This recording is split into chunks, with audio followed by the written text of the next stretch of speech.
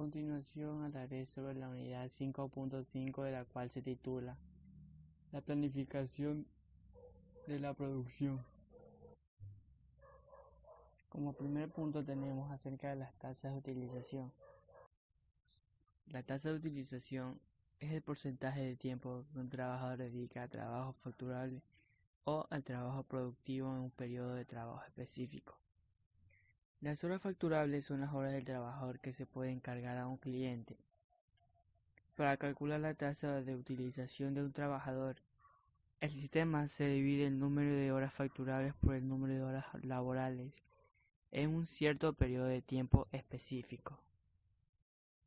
Por ejemplo, si el trabajador tiene 30 horas facturables en un periodo de tiempo y el número de horas laborales en ese mismo periodo de tiempo es 40, la tasa de utilización del trabajador es del 75%. Al calcular la tasa de utilización de un trabajador, se pueden calcular variables, las cuales se llaman tasa facturable o el índice de eficacia. La tasa facturable es la tarifa facturable, la diferencia entre las horas facturables y las horas no facturables a las horas de norma. La tasa de eficacia es el índice de eficacia, es la diferencia entre las horas productivas en comparación con las horas no productivas o horas de normas. Las horas productivas son las horas que se dedican a contribuir para un proyecto específico. Las horas productivas se facturan normalmente a los clientes, excepto en el caso de los proyectos internos. Las horas no productivas nunca se facturan a un cliente. Como siguiente punto tenemos la tasa de productividad. La productividad es una medida de la eficacia de la empresa y tiene mucho que ver con la puesta en marcha de circuitos de producción apropiados. La correcta organización de los diferentes elementos que configuran la organización y, especialmente, la optimización de los recursos de todo tipo, tanto humanos como técnicos y de infraestructura.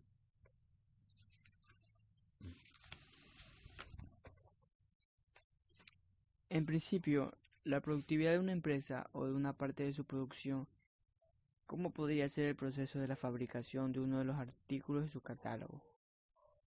Puede calcularse mediante una fórmula, es la que se conoce como el índice de productividad. Dicha fórmula es, básicamente, una división entre el beneficio obtenido y el coste total del empleado.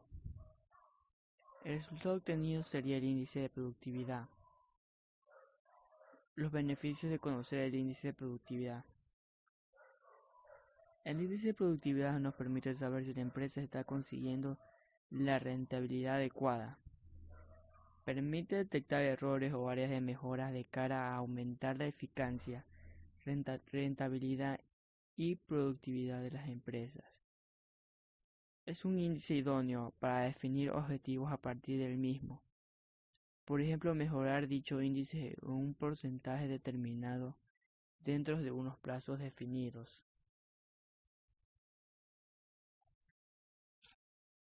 La reducción de costos.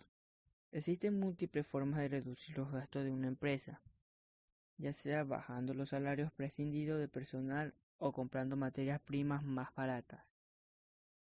La reducción del costo como concepto teórico es una buena forma de aumentar nuestro índice de productividad, siempre que consigamos mantener el nivel de ventas. Sin embargo, en la práctica no son pocas las empresas que fracasan en la implementación de estrategias porque, al ver disminuido su potencial humano, las materias primas utilizadas, la calidad de sus productos o servicios de resistencia y acaban consiguiendo menos ventas. Aumentar las ventas. También es posible mejorar el índice de productividad de la empresa manteniendo los costes, pero para ello es necesario elevar los beneficios aumentando el número de ventas. Y esto se puede conseguir invirtiendo en técnicas e infraestructuras más eficaces, aumentando la calidad de nuestros artículos o servicios, poniendo en marcha campañas efectivas de marketing y publicidad, mejorando la distribución, incorporando a nuestras plantillas a las mejores profesionales, motivando e incentivando a nuestros propios trabajadores, poniendo en marcha planes de formación y capacitación, aplicando estrategias de mejora continua. Como tercer punto tenemos el costo de compra, que es el valor por el que se registra contablemente dicha compra. Por tanto, es fundamental conocer cómo se calcula el precio de la adquisición para realizar una valoración correcta de la compra. Antes de continuar, es importante diferenciar entre precio de venta y costo de compra. El precio de venta es el precio desde el punto de vista del vendedor, mientras que el costo de compra es el precio desde el punto de vista del comprador. ¿Cómo se calcula el precio de adquisición? La valoración del precio de adquisición incluye una serie de elementos. El principal es el precio de venta del objeto que se adquiere, es decir, el valor por el que el vendedor vende la mercancía. Sin embargo, para determinar el precio de la adquisición hay que incluir una serie de elementos, los cuales son descuentos por la adquisición. En ocasiones, el vendedor realiza una serie de descuentos sobre el precio de venta. Estos descuentos disminuyen el valor de la compra para el comprador. Gasto de transporte. Si el transporte de la mercancía lo paga el comprador, hay que incluirlo dentro del precio de la adquisición. Impuestos.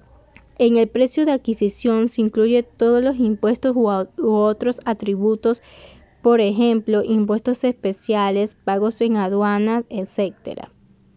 Cualquier otro gasto directamente relacionado con la compra siempre que sea asumido por el comprador.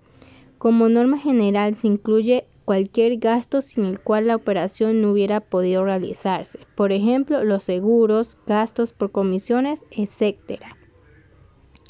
Costo de producción. Es el gasto necesario para fabricar un bien o para generar un servicio. De esta forma, el costo de producción está relacionado con aquellos gastos necesarios, quedando fuera otros como los financieros.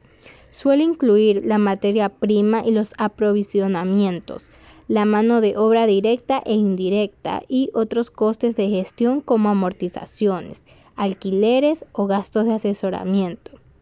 Los elementos del costo de producción. Como hemos mencionado, existen 3 elementos claves en el costo de producción. A continuación, explicamos cada uno de ellos.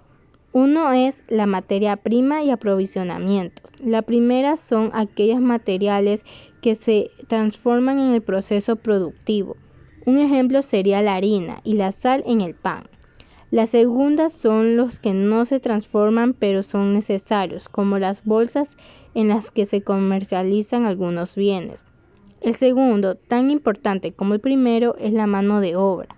En este caso se incluye solo la mano de obra directa, es decir, aquella involucrada en el proceso productivo.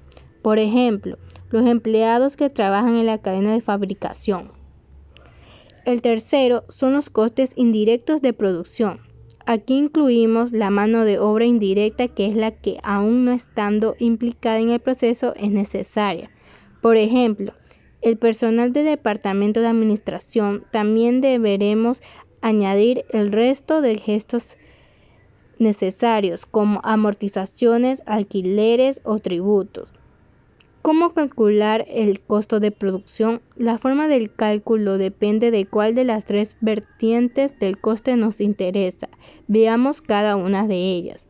Para la materia prima y aprovisionamientos hay que incluir todos los gastos necesarios. Estos pueden ser transportes, seguros, aduanas, tributos no deducibles y otros similares. Para el cálculo conviene conocer el coste por unidad producida. Para la mano de obra hay que incluir el sueldo y el sueldo bruto y otros costes sociales, por ejemplo, las cuotas que pagan la empresa a la seguridad social para desempleo, formación o pensiones. Para el cálculo conviene saber el coste por hora. Y por último, en relación a los costes indirectos, que deberían incluir el resto de ellos. En este caso debemos incluir todos excepto los financieros. Gracias.